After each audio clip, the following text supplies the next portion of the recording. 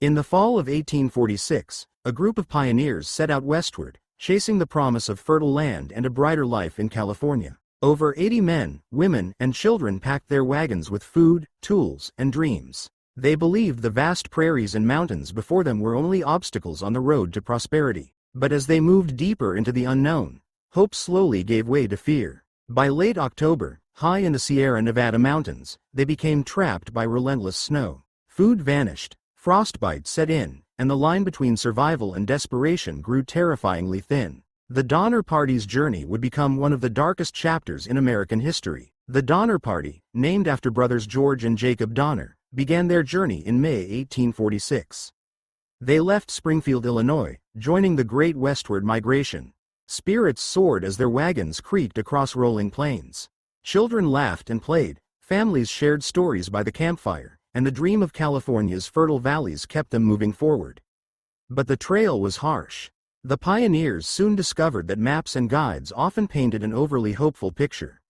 Rivers swelled with spring rains, deserts stretched for miles without water, and rough terrain punished both people and animals.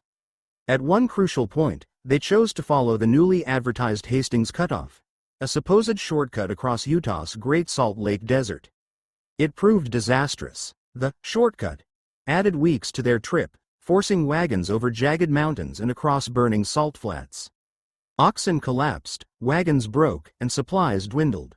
That lost time would prove fatal once winter arrived. By late October, the weary pioneers finally reached the Sierra Nevada mountains. But the early snowfalls came faster and heavier than anyone expected. Mountain passes that should have been clear were buried under snowdrifts several feet deep. Wagons could go no farther. They built makeshift cabins and lean-tos near Truckee Lake, today known as Donner Lake, hoping to wait out the weather. Conditions quickly worsened. Food supplies were nearly gone. Hunting grew impossible in the deep snow. Families huddled together inside crude shelters, burning anything they could find, furniture, wagons, even shoes, for heat. Nights plunged below freezing, and illness spread. Horses and oxen, once their lifeline, died from exhaustion or starvation.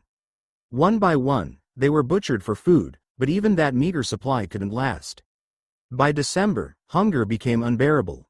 Families scraped bark from trees and boiled leather hides into a thin, bitter soup. But even this could not stave off starvation. Children cried through the night, and parents watched helplessly as the weakest faded away. Desperate, a group of 15 set out on foot to cross the mountains in search of help. Known as the Forlorn Hope, they trudged through waist-deep snow, battling exhaustion and frostbite. Many collapsed along the way. When starvation threatened to claim them all, they made the most horrifying choice, turning to cannibalism to survive. It is a decision that still chills the imagination, but for some, it meant the difference between life and death.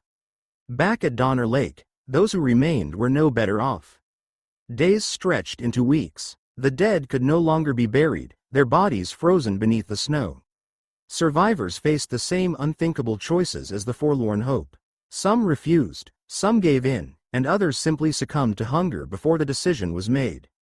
In the silence of the mountains, the screams, prayers, and whispers of despair lingered like ghosts. Relief finally arrived in February 1847, months after the pioneers had become trapped. Rescue parties pushed through the mountains, bringing meager supplies and guiding survivors back down the pass. But help came too slowly, too late for many. In the end, of the 87 men, women, and children who set out on the journey, only 48 survived.